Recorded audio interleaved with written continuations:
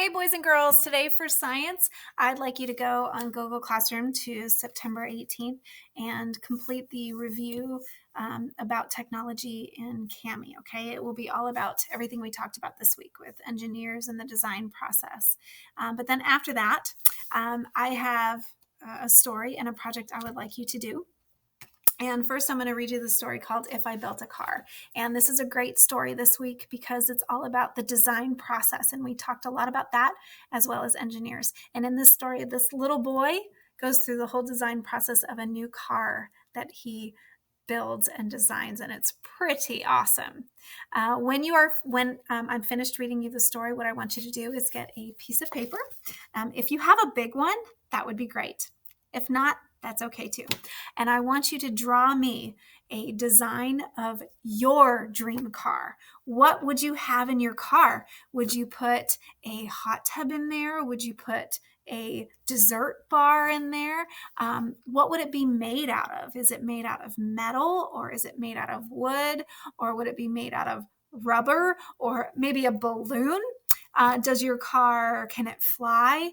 Can it sail on the ocean? Can it hover above the ground? How many people can fit in your car? Is it big?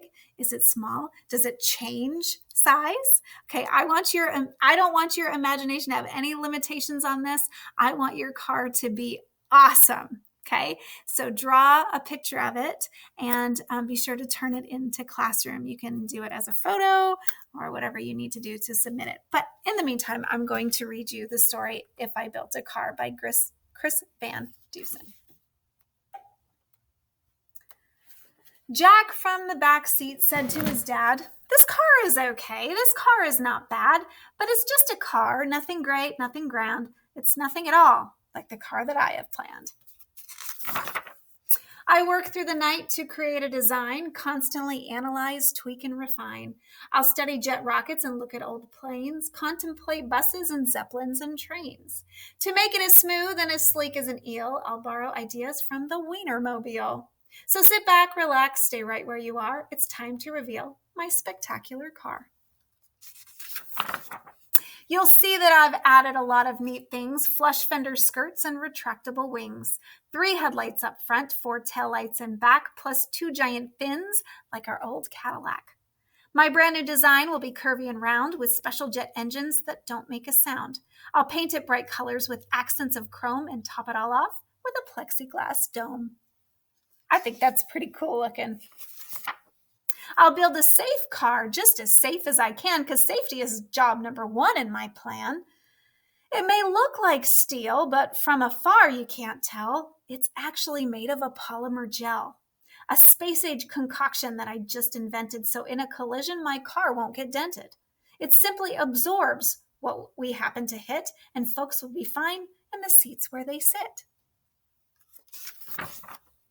Come with me now and I'll show you inside. I've put in a couch. It's comfy and wide, plus a fireplace, fish tank, and here's something cool.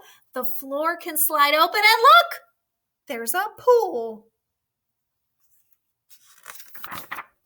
Now step right this way to the back of the car and note the red button marked Instant Snack Bar.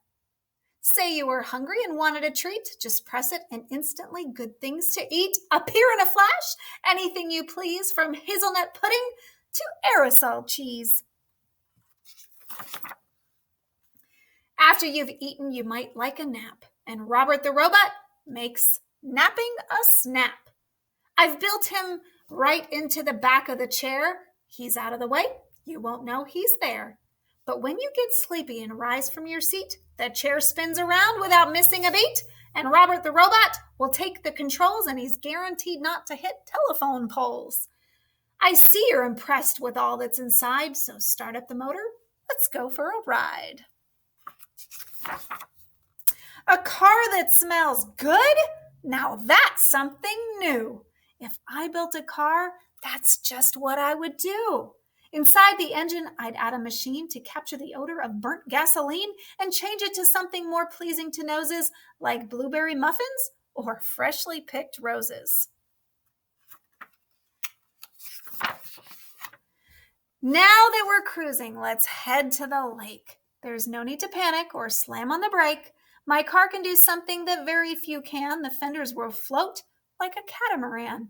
We're skimming the waves and we're having a ball. But wait, hold your horses, because that isn't all.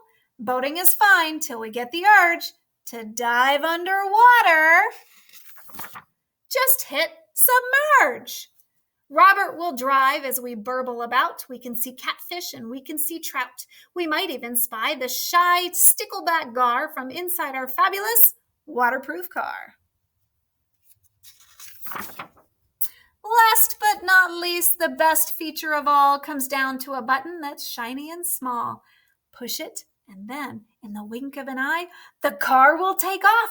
We'll be up in the sky. We'll fly over land, we'll fly overseas to Alaska, Nebraska, Bermuda, Belize, or take a vacation when things start to freeze and fly us all down to the Florida Keys. My car will be cool, my car will be keen, my car will be one big fantastic machine. The toast of the town, the cream of the crop, the belle of the ball, and the tip of the top. My car will be famous from here to Peru. If I built a car, that's just what I do. All right, draw me an awesome picture of your car and be sure to label everything in your picture and have fun.